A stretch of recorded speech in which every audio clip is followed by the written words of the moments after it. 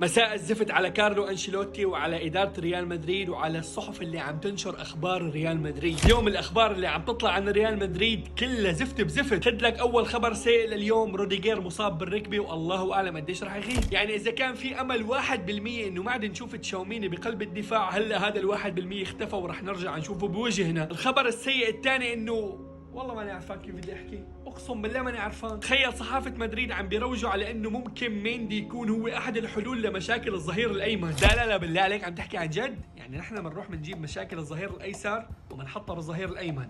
ايه نعم، بنشكر الله. والخبر الافظع من هيك انه اداره ريال مدريد معندي ومكبره الراس انه ما بدهم يتعاقدوا مع اي لاعب، على الرغم من انه الجهاز الفني عم يطلب من الاداره كرمال الله بدنا ظهير باي طريقه كانت. والله نحن كجماهير تعبنا، اقسم بالله الواحد مو عرفان شو بدي يحكي. يا رجل الله يغضب على هيك اداره. روح يا بيريز انت وكل شخص عم بايدك بالاداره انه ما تتعاقدوا مع لاعبين قلبي وربي وشعرات صدري غضبانين عليك. الله لا يوفقك، الله يسلط عليك.